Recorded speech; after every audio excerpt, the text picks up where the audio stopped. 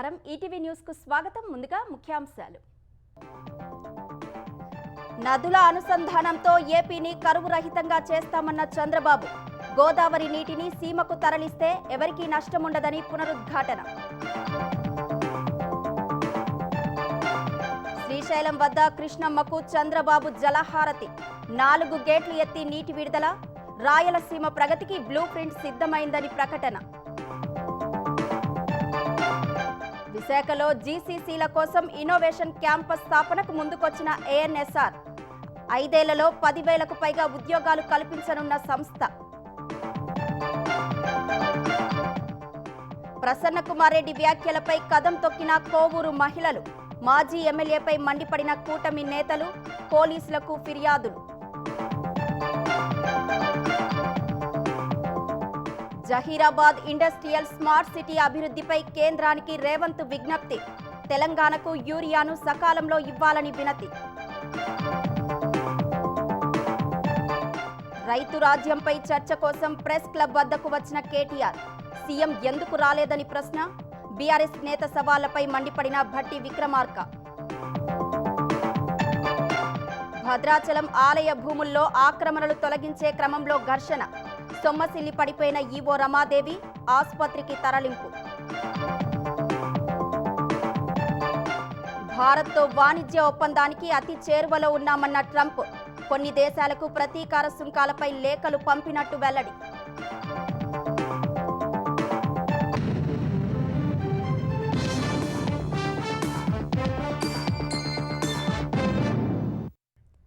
నదుల అనుసంధానం ద్వారా ఆంధ్రప్రదేశ్లో కరువు లేకుండా చేయడమే తన లక్ష్యమని ముఖ్యమంత్రి చంద్రబాబు ప్రకటించారు. వృధాగా సముద్రంలోకి పోతున్న గోదావరి జలాలను రాయలసీమకు తరలిస్తే ఎవరికీ నష్టం ఉండదని పునరుద్ఘాటించారు. సీమ ప్రగతికి తన వద్ద బ్లూ ప్రింట్ ఉందన్న ఆయన ఏ జిల్లాలో ఎలాంటి పారిశ్రామిక అభివృద్ధి చేయాలో స్పష్టత ఉందన్నారు. శ్రీశైలం వద్ద కృష్ణమ్మకు జలహారతి ఇచ్చిన సీఎం ప్రాజెక్టు 4 గేట్ల నుంచి నీటిని దిగువకు విడుదల చేశారు. ఎగువ నుంచి వస్తోన్న జలాలతో నిండుకుండలా మారిన శ్రీశైలం జలాశయం నుంచి గేట్లు ఎత్తి నీటిని దిగువకు విడుదల చేశారు. శ్రీశైలం వెళ్లిన ముఖ్యమంత్రి చంద్రబాబు తొలుత మల్లికార్జున స్వామిని దర్శించుకున్నారు. మల్లన్నకు మొక్కులు చెల్లించి పూజలు చేశారు. అక్కడి నుంచి శ్రీశైలం జలాశయం చేరుకుని ఫోటో ప్రదర్శనను తిలకించారు. అనంతరం కృష్ణమ్మకు జలహారతి ఇచ్చి ప్రాజెక్టు గేట్లను ఎత్తి దిగువకు నీటిని విడుదల చేశారు. 6, 7, 8, 11 నెంబర్ గేట్ల నుంచి కిందకు దూకిన కృష్ణమ్మ బిరబిరమంటూ నాగార్జున సాగర్ వైపు దూసుకుపోతోంది.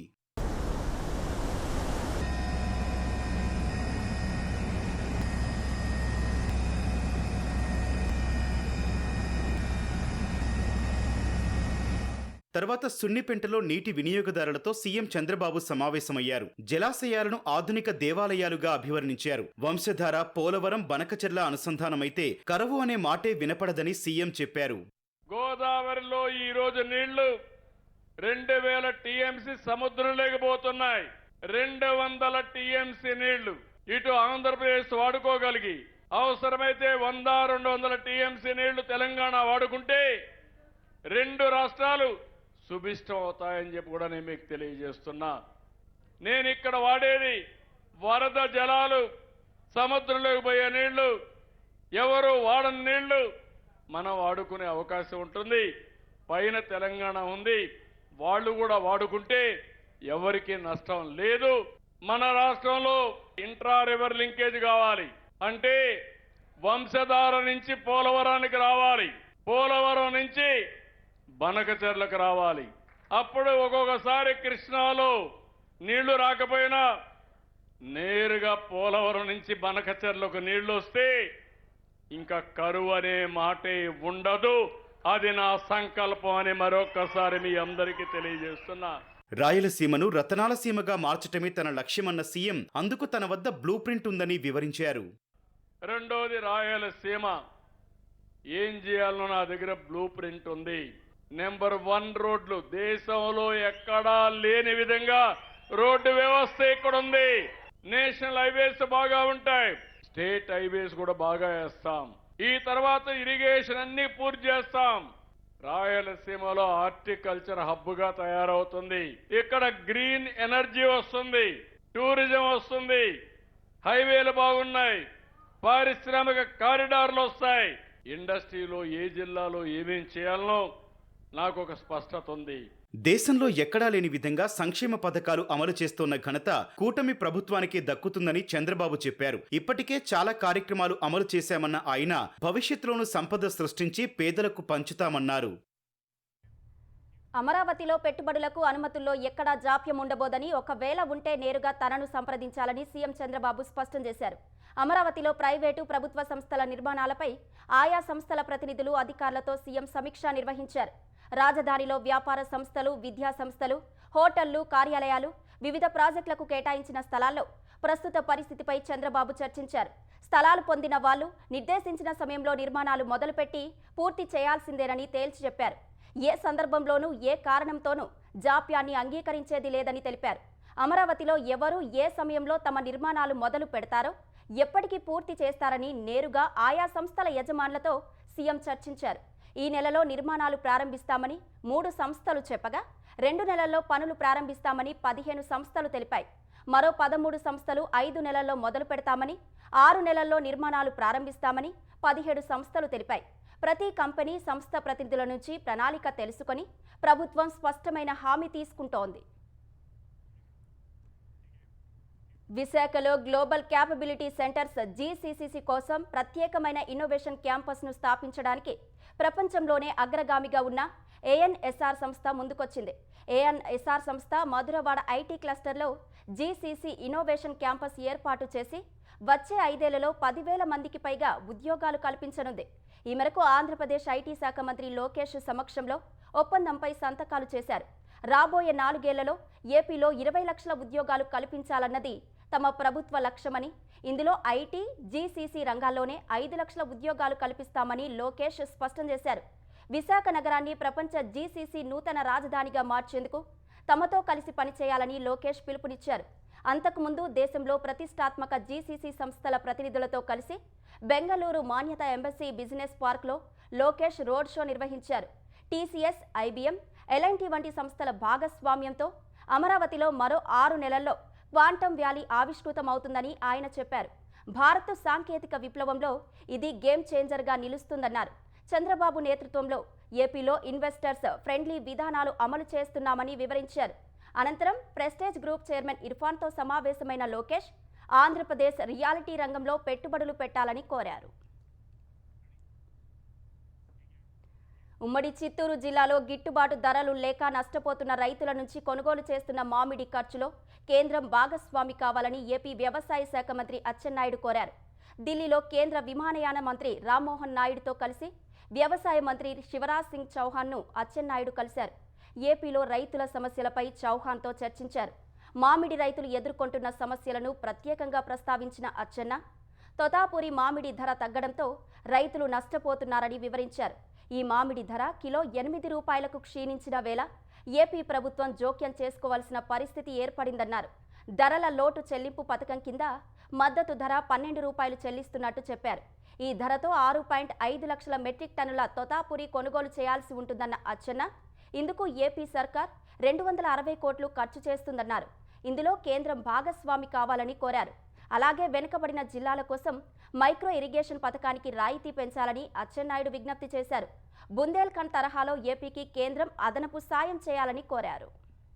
ఉమ్మడి చిత్తూరు జిల్లా, అన్నమయ్య జిల్లాలో తోతాపురి మ్యాంగో 8 రూపాయలు ఫ్యాక్టరీస్ వాళ్ళకి కొనమని చెప్పాం. 4 రూపాయలు ఇప్పటికే రాష్ట్ర ప్రభుత్వం రైతులకి సహాయం అందించి యాక్టివిటీ అంతా ముందుకు నడిపిస్తున్నాం. అయితే ఆ 4 రూపాయల్లో 50% కేంద్రం భరిస్తే రాష్ట్రానికి కొంత ఊరట కలుగుతుంది, తప్పనిసరిగా కలిగించమని మంత్రి గారికి చెప్తే పాజిటివ్గా స్పందించారు. 1-2 రోజుల్లో నిర్ణయం వెల్లడిస్తామని చెప్పి మంత్రి గారు చెప్పిన విషయం తెలియజేస్తున్నాం. బైఫ్రికేషన్ యాక్ట్లోనే ఒక కొత్త యూనివర్సిటీ ఇస్తామని చెప్పి యాక్ట్లో పెట్టారు. అది ఇవ్వలేదు, అది తప్పనిసరిగా మంజూరు చేయాలి. అది కూడా శ్రీకాకుళం జిల్లాకి మంజూరు చేయమని మంత్రి గారికి చెప్పాం. ప్రపోజల్ పంపించారు, సానుకూలంగా మేము ఇస్తామని చెప్పారు. జహీరాబాద్ ఇండస్ట్రియల్ స్మార్ట్ సిటీ అభివృద్ధికి సహకరించాలని ముఖ్యమంత్రి రేవంత్ రెడ్డి కేంద్రాన్ని కోరారు. వరంగల్ విమానాశ్రయానికి ఆర్థిక సాయం కోరారు. హైదరాబాద్ బెంగళూరు కారిడార్, ఏరో డిఫెన్స్ కారిడార్ మంజూరు చేయాలని విజ్ఞప్తి చేశారు. రైతులకు ఇబ్బంది లేకుండా తెలంగాణకు కేటాయించిన యూరియాను సకాలంలో సరఫరా చేయాలని కేంద్ర ప్రభుత్వాన్ని రేవంత్ కోరారు. ఢిల్లీ పర్యటనకు వెళ్లిన ముఖ్యమంత్రి రేవంత్ రెడ్డి కేంద్ర మంత్రులతో సమావేశమయ్యారు. వాణిజ్య భవన్లో కేంద్ర మంత్రి పీయూష్ గోయల్తో సమావేశమైన CM Revanth Reddy Zaheerabad industrial smart city అభివృద్ధికి జాతీయ పారిశ్రామిక కారిడార్ అభివృద్ధి అమలు ట్రస్ట్ NICDIT ఆమోదించిన 596.61 కోట్లను త్వరగా విడుదల చేయాలని కోరారు. స్మార్ట్ సిటీకి అవసరమైన నీటి సరఫరా, విద్యుత్, ఇతర వసతుల కల్పనకు ఆర్థిక సహాయం చేయాలని విజ్ఞప్తి చేశారు. హైదరాబాద్ వరంగల్ పారిశ్రామిక కారిడార్లో భాగంగా వరంగల్ విమానాశ్రయానికి నిధులు మంజూరు చేయాలని గోయల్ను అభ్యర్థించారు. తెలంగాణ ప్రభుత్వం ఆదిభట్లలో అత్యున్నతమైన మౌలిక వస్తువులతో ప్రత్యేకమైన రక్షణ ఏరోస్పేస్ పార్కును ఏర్పాటు చేసిందని తెలిపారు. ఈ నేపథ్యంలో హైదరాబాద్ బెంగళూరు పారిశ్రామిక కారిడార్ను ఏరో డిఫెన్స్ కారిడార్ గా మంజూరు చేయాలని కేంద్ర మంత్రి గోయల్ కు రేవంత్ విజ్ఞప్తి చేశారు. పెట్టుబడులకు సిద్ధంగా ఉన్న 100 ప్లగ్ అండ్ ప్లే పారిశ్రామిక పార్కుల అభివృద్ధికి సంబంధించిన ప్రతిపాదనలు సమర్పిస్తామని, కేంద్ర ప్రభుత్వం వాటికి మద్దతుగా నిలవాలని కోరారు. కేంద్ర ఎరువులు, రసాయనాల శాఖ మంత్రి జేపీ నడ్డా అధికారిక నివాసానికి వెళ్లిన సీఎం తెలంగాణ అవసరాలకు కేటాయించిన యూరియాను సకాలంలో సరఫరా చేయాలని కోరారు. ఏప్రిల్, జూన్ నెలల మధ్య 5 లక్షల మెట్రిక్ టన్నులకు గాను కేవలం 3.07 లక్షల మెట్రిక్ టన్నులు మాత్రమే సరఫరా చేశారని తెలిపారు. ప్రాజెక్టులకు నీరు రావడంతో సాగు పనులు జోరుగా సాగుతున్నాయని, యూరియా సరఫరాలో ఆటంకాలు తలెత్తకుండా చూడాలని కోరారు. దేశీయంగా ఉత్పత్తి అయిన యూరియా కోటాను తెలంగాణకు పెంచాలని విన్నవించారు. యూరియా సరఫరాకు సంబంధించి రైల్వే శాఖ తగిన ర్యాకులు కేటాయించడం లేదని, వాటి సంఖ్య పెంచాలని నడ్డాకు రేవంత్ విజ్ఞప్తి చేశారు. కాంగ్రెస్ పాలన వల్ల రైతులు తీవ్ర ఇబ్బందులు పడుతున్నారని బీఆర్ఎస్ కార్యనిర్వాహక అధ్యక్షుడు మాజీ మంత్రి కేటీఆర్ ఆరోపించారు. 18 నెలల కాంగ్రెస్ పాలనలో 600 మంది రైతులు ఆత్మహత్య చేసుకున్నారని చెప్పారు. రైతు సంక్షేమంపై చర్చకు రావాలన్న సీఎం రేవంత్ రెడ్డి సవాల్ను స్వీకరించినట్లు ప్రకటించిన కేటీఆర్ సోమాజిగూడ ప్రెస్ క్లబ్కు చేరుకున్నారు. సీఎంను చర్చకు రావాలని కోరారు. కేటీఆర్తో పాటు ఆ పార్టీ నేతలు, కార్యకర్తలు భారీ సంఖ్యలో ప్రెస్ క్లబ్కు చేరుకొని నినాదాలు చేశారు. చర్చకు సవాలు చేసిన సీఎం ఎందుకు రాలేదని కేటీఆర్ ప్రశ్నించారు. చర్చకు ఎక్కడకు రమ్మన్నా వస్తానని మరోసారి సవాలు విసిరారు. చర్చ చేసేందుకు రేవంత్కు భయమైతే కేసీఆర్కు క్షమాపణ చెప్పాలని డిమాండ్ చేశారు. వస్తాడేమో అనుకున్న ముఖ్యమంత్రి, పోనీ ముఖ్యమంత్రి రాకపోతే ఆయన తరపున ఒక బాధ్యత గల్ల ఉప ముఖ్యమంత్రినో, ఒక వ్యవసాయ మంత్రినో, లేదా మరొక మంత్రినో పంపుతారేమో అనుకున్నా. కానీ ఇవాళ తేలిపోయింది, రేవంత్ రెడ్డికి రచ్చ చేయడం వచ్చు తప్ప చర్చ చేయడం రాదు అనేది మాత్రం ఖారాఖండిగా తేలిపోయింది. చంద్రబాబు గారు చెప్పినట్టు కోవట్టు పాలన ఇవాళ నడుస్తా ఉన్నది రాష్ట్రంలో. నీళ్లేమో ఆంధ్రాకు పోతున్నాయి, నిధులేమో ఢిల్లీకి పోతున్నాయి. నియామకాలు ఆయన తొత్తులు కొంతమందికి ఇచ్చుకొని వాళ్ళనే చూసుకొని మురిసిపోతా ఉన్నాడు. రైతు బంధు మీద చర్చ అన్నావు, రైతు శ్రేయస్సు మీద చర్చ అన్నావు, యువతకు ఇచ్చిన ఉద్యోగాల మీద చర్చ అన్నావు. అన్నిటికీ మేము సిద్ధంగానే ఉన్నాం. అందుకే మళ్ళొకసారి చెప్తా ఉన్నాం, ముఖ్యమంత్రి గారు ప్లేస్ మీరే డిసైడ్ చేయండి, టైం మీరే డిసైడ్ చేయండి. ఆఖరికి నీ జూబ్లీ హిల్స్ ప్యాలెస్ కు రమ్మంటే కూడా తప్పకుండా వస్తాం.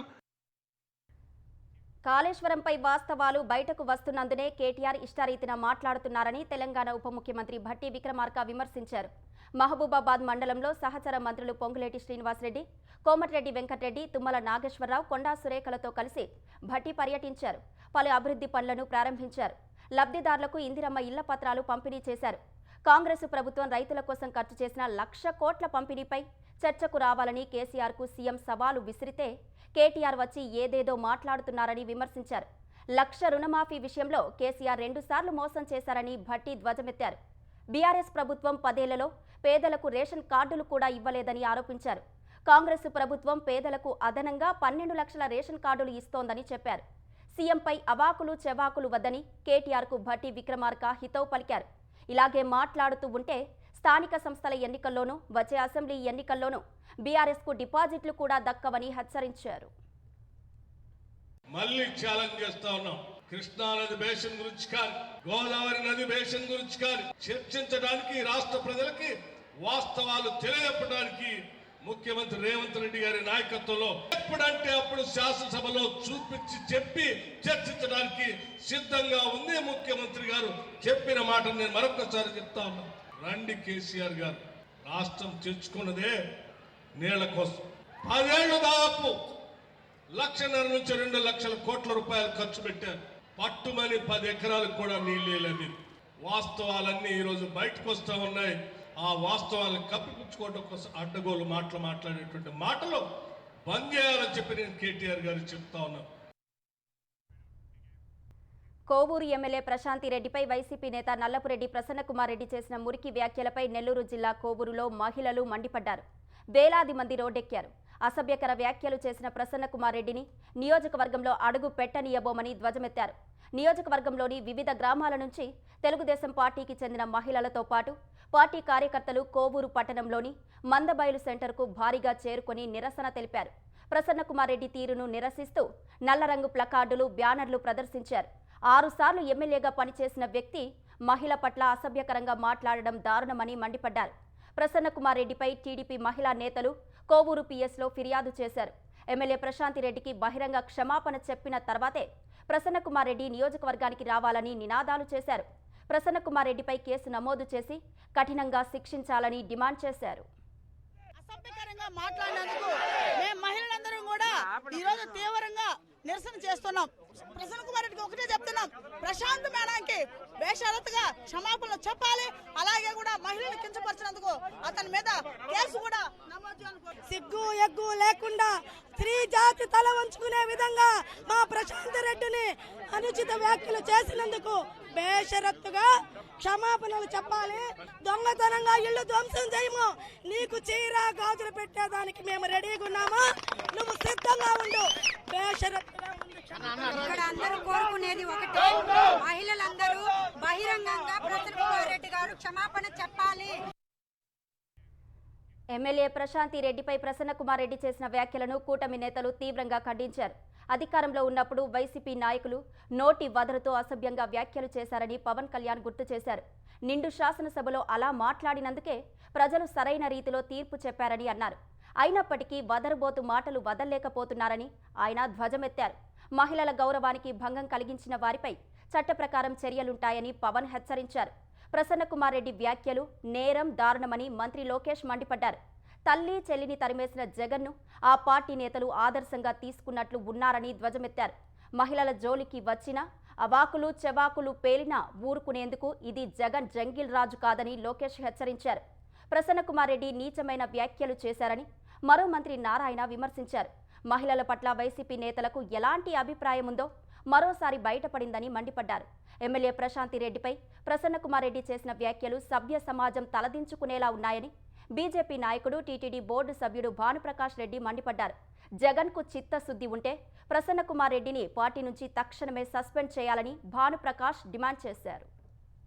ప్రసన్న కుమార్ రెడ్డి గారు ఏందయ్య నువ్వు మాట్లాడేది?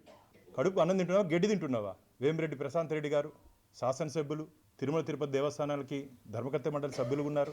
నోరుంది కదా అని చెప్పి ఇష్టం వచ్చినట్టు మాట్లాడతావు. నువ్వు ఒళ్ళు జాగ్రత్తగా పెట్టుకో. సిగ్గుందా ప్రసన్న కుమార్ రెడ్డి నీకు? అంత అహంకారంతో కళ్ళు నెత్తికెక్కాయా నీకు? జగన్మోహన్ రెడ్డికి చిత్తశుద్ధి ఉంటే వెంటనే పార్టీ నుంచి తొలగించు, లేదంటే ప్రశాంత్ రెడ్డి గారు కాళ్ళు పట్టుకోమని చెప్పొచ్చి. అది కూడా సరిపోదు, ఇంకా కట్టుబడి ఉన్నా అంటే ఏం అహంకారం అది? నువ్వు సస్పెండ్ చేయలేదంటే వెనకాల నువ్వే మాట్లాడిస్తున్నావు అని ఆంధ్రప్రదేశ్ రాష్ట్ర ప్రజలు భావిస్తున్నారు. నేను చెప్తున్నా, రాసుకోండి. ఈరోజు జగన్మోహన్ రెడ్డి గారికి రాజకీయ భవిష్యత్తు లేదు. ఇలాగే వ్యవహరిస్తుంటే ప్రజలు చేదరించుకుంటున్నారు. మిత్రులారా, మహిళలను కించపరచడం వైసీపీ నేతలకు అలవాటుగా మారిందని కోవూరు ఎమ్మెల్యే ప్రశాంతి రెడ్డి విమర్శించారు. గతంలో ప్రసన్న కుమార్ రెడ్డి చేసిన అక్రమాలను ప్రశ్నిస్తున్నాననే అక్కసుతో తనపై వ్యక్తిగత విమర్శలకు దిగారని మండిపడ్డారు. అతనిపై నెల్లూరు ఎస్పీ కార్యాలయంలో ప్రశాంతి రెడ్డి ఫిర్యాదు చేశారు. ప్రసన్న కుమార్ రెడ్డి అసభ్య పదజాలంతో తనను దూషించారని ఫిర్యాదులో పేర్కొన్నారు. పోలీసులు చట్టపరంగా చర్యలు తీసుకోవాలని ప్రశాంతి రెడ్డి కోరారు. ఒక మహిళ మీద అనుచిత వ్యాఖ్యలు చేసిన ప్రసన్న మీద ఇప్పుడే కంప్లైంట్ చేశాను. మేమందరం ప్రసన్నని, ఏ మహిళ కూడా ఇలాంటివి తిరిగి మళ్ళీ ఫేస్ చేయకుండా, సంస్కారం లేని మాటలు మాట్లాడకుండా అతన్ని అరెస్ట్ చేయాలని నేను ప్రభుత్వాన్ని కోరుతున్నాను. వైసీపీ అధినేత జగన్ రేపు చిత్తూరు జిల్లా బంగారుపాలెంలో పర్యటించనుండగా ఆయన పర్యటనలో ర్యాలీలు, బహిరంగ సభలకు అనుమతి లేదని చిత్తూరు ఎస్పీ మణికంఠ తెలిపారు. జగన్ పర్యటనకు మాత్రమే అనుమతి వచ్చినట్లు స్పష్టం చేశారు. బంగారుపాలెం మామిడి మార్కెట్ను పరిశీలించిన చిత్తూరు ఎస్పీ జగన్ సహా 500 మందికి మాత్రమే అవకాశం ఇచ్చినట్లు వెల్లడించారు. గత పర్యటనలో ఘటనలు దృష్టిలో ఉంచుకొని షరతులు విధించామని పేర్కొన్నారు. వైసీపీ జన సమీకరణ చేస్తున్నట్లు తమ దృష్టికి వచ్చిందన్నారు. పెట్రోలు పోయించి బైక్ల ద్వారా యువతను ఆటోలో జన సమీకరణకు ప్రయత్నాలు చేస్తున్నారని చెప్పారు. లారీలతో వచ్చి మామిడికాయలను రోడ్లపై వేయనున్నట్లు సమాచారం ఉందన్నారు. అలాంటి చర్యలకు పాల్పడితే కఠిన చర్యలు ఉంటాయన్న చిత్తూరు ఎస్పీ షరతులు ఉల్లంఘిస్తే రౌడీ షీటు తెరుస్తామని హెచ్చరించారు. ఆంధ్రప్రదేశ్ అల్లూరి జిల్లా ఎటపాక మండలం పురుషోత్తపట్నం గ్రామంలోని ఆలయ భూముల్లో ఆక్రమణలు అడ్డుకునేందుకు వెళ్లినప్పుడు గ్రామస్తులతో జరిగిన ఘర్షణలో భద్రాచలం ఆలయ ఈవో రమాదేవి గాయపడ్డారు. భద్రాచలం సీతారామస్వామికి భద్రాచలానికి ఆనుకొని ఉన్న ఎటపాక మండలం పురుషోత్తపట్నంలో 889 ఎకరాలకు పైగా భూమి ఉంది. ఈ భూమిని భద్రాచలం దేవస్థానానికి అప్పగించాలని ఏపీ హైకోర్టు ఉత్తర్వులు జారీ చేసింది. అయినప్పటికీ ఆక్రమణదారులు ఆలయ భూముల్లో అక్రమంగా ఇళ్ల నిర్మాణాలు చేపడుతుండగా ఈవో రమాదేవి భద్రాచలం ఆలయ సిబ్బంది అడ్డుకోవడానికి వెళ్లారు. ఈ సమయంలోనే గ్రామస్తులకు ఆలయ సిబ్బందికి మధ్య జరిగిన ఘర్షణలో ఆలయ ఈవో రమాదేవి అపస్మారక స్థితిలోకి వెళ్లారు. ఆమెను భద్రాచలం ఆసుపత్రికి తరలించారు. భద్రాచలం ఈవో రమాదేవిపై దాడిని తెలంగాణ దేవాదాయ శాఖ మంత్రి కొండా సురేఖ ఖండించారు. భద్రాచలం రామాలయ భూముల ఆక్రమణలు అడ్డుకున్న ఈవోతో ఘర్షణకు దిగడం సహేతుకం కాదన్నారు. ఏపీ సీఎం చంద్రబాబు ప్రత్యేక చొరవ తీసుకొని సమస్య పరిష్కరించాలని కొండా సురేఖ కోరారు. హైదరాబాద్లోని పలుచోట్ల బాంబు బెదిరింపులు ఈమెయిల్ రావడం కలకలం రేపింది. Raj Bhavan, city civil court, Gymkhana club, Secunderabad civil కోర్టుకు బాంబు బెదిరింపులు వచ్చాయి. ఈ బెదిరింపు మెయిల్ గానే న్యాయవాదులు, రాజ్ భవన్ సిబ్బంది తమ కార్యాలయాల నుంచి బయటకు వచ్చారు. వెంటనే పోలీసులు బాంబు స్క్వాడ్, డాగ్ స్క్వాడ్తో తనిఖీలు చేపట్టారు. సుమారు 3 గంటల పాటు బాంబు బెదిరింపులు వచ్చిన ప్రాంతాల్లో క్షుణ్ణంగా సోదాలు చేశారు. చివరకు ఎలాంటి బాంబు లేదని తేల్చగా అందరూ ఊపిరి పీల్చుకున్నారు. ఈమెయిల్ పంపిన ఆగంతకుని ఐపీ అడ్రస్ ద్వారా పోలీసులు ట్రాక్ చేస్తున్నారు. భారత్తో వాణిజ్య ఒప్పందానికి అతి చేరువలో ఉన్నామని అమెరికా అధ్యక్షుడు డొనాల్డ్ ట్రంప్ తెలిపారు. ఇప్పటికే బ్రిటన్, చైనాతో వాణిజ్య ఒప్పందాలు చేసుకున్నట్లు చెప్పారు. కొన్ని దేశాలతో చర్చలు జరిపినా సఫలం కాకపోవడంతో సుంకాలకు సంబంధించిన లేఖలను పంపించామని తెలిపారు. తమ వస్తువులపై కొన్ని దేశాలు భారీ స్థాయిలో సుంకాలను వసూలు చేస్తున్నాయని ఆయన ఆగ్రహం వ్యక్తం చేశారు. 200% సుంకాలను వసూలు చేస్తూ వ్యాపారం చేయడాన్ని కష్టతరం చేస్తున్నాయని మండిపడ్డారు. తాము విధిస్తున్న ప్రతీకార సుంకాల వల్ల వ్యాపార సంస్థలన్నీ అమెరికాకు క్యూ కడుతున్నాయని తెలిపారు. భారత్, పాకిస్తాన్ మధ్య యుద్ధాన్ని తానే ఆపానని ట్రంప్ మరోసారి పాతపాటే పాడారు. వాణిజ్యాన్ని నెరపబోమని హెచ్చరించగా ఇరు దేశాలు వెనక్కు తగ్గాయన్నారు. రష్యా, ఉక్రెయిన్ మధ్య కూడా శాంతి కుదిర్చేందుకు ప్రయత్నిస్తున్నారని చెప్పారు. మాజీ అధ్యక్షుడు బైడెన్ కారణంగా రష్యా, ఉక్రెయిన్ యుద్ధం తీవ్రతరమైందని విమర్శించారు. ఆ సమయంలో తాను అధ్యక్షుడిగా ఉంటే యుద్ధం ప్రారంభమయ్యేదే కాదని ట్రంప్ అన్నారు. త్వరలో అసెంబ్లీ ఎన్నికలు జరగనున్న వేళ నితీష్ కుమార్ నేతృత్వంలోని బీహార్ ప్రభుత్వం కీలక నిర్ణయం తీసుకుంది. ప్రభుత్వ ఉద్యోగాల్లో మహిళలకు 35% రిజర్వేషన్లు కల్పించాలని నిర్ణయించింది. ఈ మేరకు సాధారణ పరిపాలన శాఖ చేసిన ప్రతిపాదనకు బీహార్ కేబినెట్ ఆమోదం తెలిపింది. బీహార్ మహిళలకు మాత్రమే రిజర్వేషన్లు వర్తిస్తాయని అదనపు ప్రధాన కార్యదర్శి ఎస్ సిద్ధార్థ తెలిపారు. గతంలో కూడా బీహార్లో మహిళలకు 35% రిజర్వేషన్ ఉండేదన్న ఆయన అప్పుడు ఇతర రాష్ట్రాలకు చెందిన వనితలు కూడా పోటీ పడే అవకాశం ఉందన్నారు. ప్రస్తుతం ఆ వెసులుబాటును తొలగించినట్టు తెలిపారు. Royal Challengers Bengaluru bowler Yash దయాల్పై లైంగిక వేధింపుల కేసు నమోదైంది. యష్ దయాల్ తనను పెళ్లి చేసుకుంటానని నమ్మించి శారీరక సంబంధం పెట్టుకుని మోసం చేశాడని ఉత్తరప్రదేశ్లోని ఘజియాబాద్కు చెందిన ఓ యువతి ఆరోపించింది. ఈ మేరకు యూపీ సీఎం గ్రీవెన్స్ పోర్టల్ IGRSలో ఫిర్యాదు చేసిన ఆమె యష్ దయాల్తో తనకు 5 సంవత్సరాలుగా సంబంధం ఉన్నట్టు అందులో పేర్కొంది. తర్వాత జూన్ 27న పోలీసుల వద్దకు వెళ్లి యష్ దయాల్ తనను శారీరకంగా, మానసికంగా వేధించాడని ఆరోపిస్తూ మరో ఫిర్యాదు చేసింది. వారి ఇద్దరి మధ్య జరిగిన చాట్ రికార్డులు, స్క్రీన్ షాట్స్, వీడియో కాల్ రికార్డింగ్లు, ఫోటోలు ఫిర్యాదుకు జత చేసింది. ఆధారాలను పరిశీలించిన తర్వాత యష్ దయాల్పై FIR నమోదు చేసినట్లు డిప్యూటీ కమిషనర్ ఆఫ్ పోలీస్ హిందర్ నిమిష్ పాటిల్ తెలిపారు.